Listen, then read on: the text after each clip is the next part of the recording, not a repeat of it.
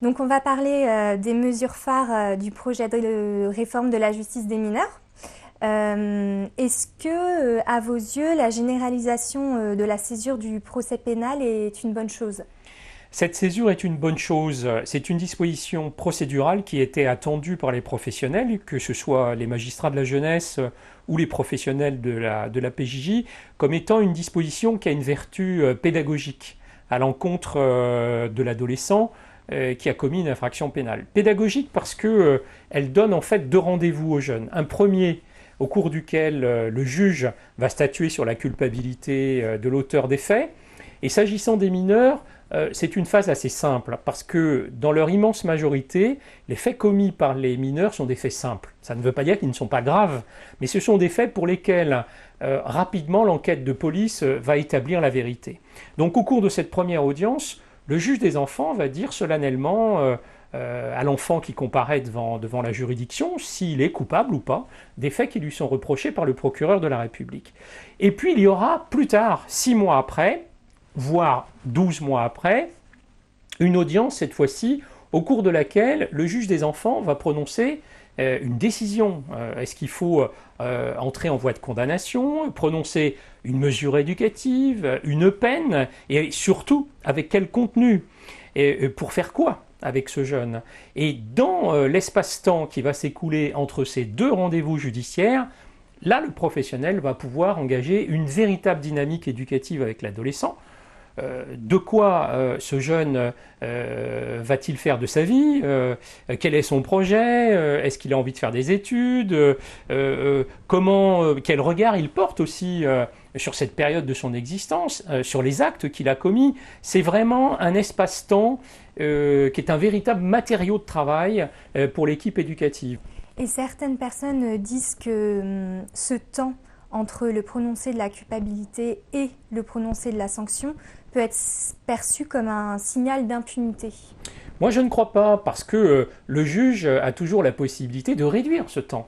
D'ailleurs, on peut faire comparaître l'adolescent plus rapidement, cette fois-ci, pour lui prononcer à son égard une sanction. Moi, je vois plusieurs conditions, et je crois qu'il y a un consensus autour de cela. Il faut d'abord que le juge ait réuni suffisamment d'informations sur la personnalité de ce jeune, ensuite sur son histoire, sur ses proches, sur sa famille, bref, qu'il dispose des éléments éclairants, suffisants pour le juger correctement, dans le respect de ce que nous a dit le Conseil constitutionnel en 2002, s'agissant de grands principes qui régissent la justice des mineurs, dans le respect des principes de la Convention internationale des droits de l'enfant. Donc, impunité, je ne crois pas, étant bien entendu que le juge, comme je viens de vous le dire, peut toujours réduire ce délai dans l'intérêt du jeune. Il est donc question de supprimer le tribunal correctionnel pour mineurs. C'est pour vous une bonne chose? Ce tribunal correctionnel des mineurs n'a jamais été compris ni par les magistrats de la jeunesse, ni par les professionnels de l'éducation spécialisée, parce que le principal reproche qui lui a été fait était que il n'était pas signifiant pour l'adolescent qui finalement ne voyait pas la différence avec le juge des enfants. Et puis il avait un inconvénient majeur, c'est qu'il réduisait l'écart normal garanti par la Convention internationale des droits de l'enfant entre le droit applicable aux mineurs et celui qui est applicable aux majeurs. Donc depuis sa création, ce tribunal correctionnel, de toute manière, n'a jamais été admis par les professionnels. Donc autant entériner par la loi le fait que, d'abord, il était très peu utilisé, il y avait très peu d'audience devant ce tribunal correctionnel des mineurs.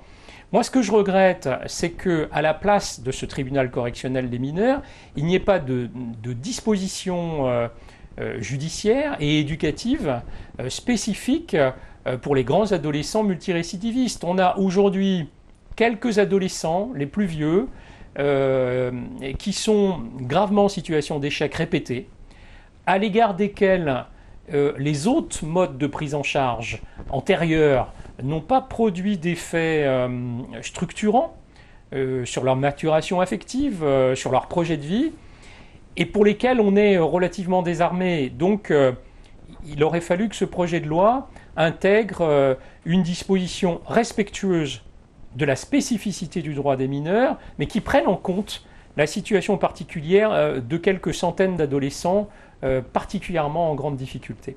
Et est-ce que certains aspects du projet de réforme vous déplaisent ? Alors moi, je suis intrigué par le fait que la juridiction pour mineurs puisse prononcer une mesure éducative personnalisée au bénéfice d'un adolescent devenu majeur, au-delà de son 18e anniversaire. J'y vois deux problèmes. Le premier, c'est qu'on aura à l'égard de ces plus de 18 ans deux traitements possibles.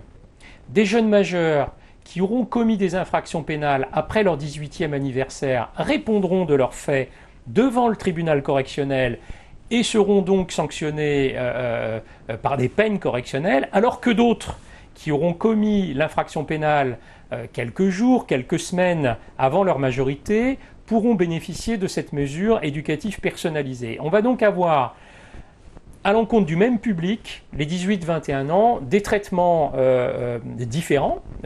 Moi, ça me pose quand même question.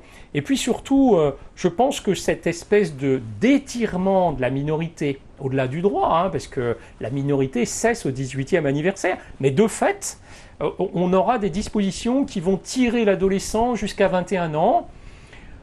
J'y reconnais une tendance naturelle d'une partie des magistrats de la jeunesse qui depuis longtemps plaident pour que cette tranche d'âge entre 18 et 21 ans bénéficie de conditions éducatives particulières. Je pense que ça n'est pas une bonne chose. Il y a une dernière raison, c'est que les forces éducatives qui seront mises dans l'accompagnement de ces jeunes majeurs ne seront pas disponibles pour les autres adolescents, ceux qui ont moins de 18 ans.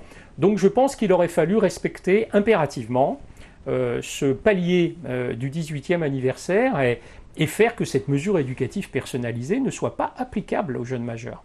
Et trouvez-vous que la justice des mineurs va parfois trop vite ? Et notamment, que pensez-vous de la procédure de présentation immédiate ? Je pense qu'il doit y avoir plusieurs rythmes possibles. Avec certains enfants, il faut vraiment prendre du temps, notamment à l'occasion de la première infraction pénale et lorsque le juge, en lien avec la commission de cette infraction, ne connaît pas suffisamment l'histoire, la personnalité, l'évolution de cet enfant. Là, il faut prendre du temps. Il n'y a pas de raison de se précipiter. Il faut prendre la bonne décision au bon moment. En revanche, à l'égard de jeunes pour lesquels le juge est suffisamment informé sur les éléments de sa personnalité, sur ce qui caractérise la famille et les difficultés d'insertion de ce jeune, on peut aller plus vite. Il y a des garanties qui doivent toujours bénéficier aux mineurs, mais lorsqu'on peut concilier l'intérêt de la justice, celui de la victime aussi, qu'il ne faut pas oublier, et celui de l'enfant, on peut aller dans certains cas à un rythme plus vite. Donc la présentation immédiate est une procédure efficace. C'est une procédure utile qui peut avoir du sens si on a suffisamment de garanties sur la personnalité et l'histoire de l'enfant. Divers rapports critiquent le fonctionnement des centres éducatifs fermés et notamment l'insuffisance de la formation des éducateurs. Comment s'explique cette situation ? Dès lors que vous réunissez des adolescents en grande difficulté, qui parfois, pour certains d'entre eux, nécessitent par ailleurs des soins médico-psychologiques, alors vivre avec ces jeunes, lorsqu'ils sont 10, 12, c'est difficile et l'établissement connaît des phases de violence et de difficultés institutionnelles.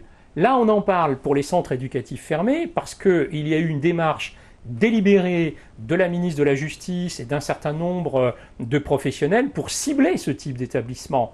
Mais je peux vous dire, comme ancien directeur de la PJJ, et pour avoir ordonné des inspections dans les autres catégories d'établissements, que l'ensemble de ces établissements d'hébergement connaissent ces difficultés. Et comment les choses pourraient-elles s'arranger ?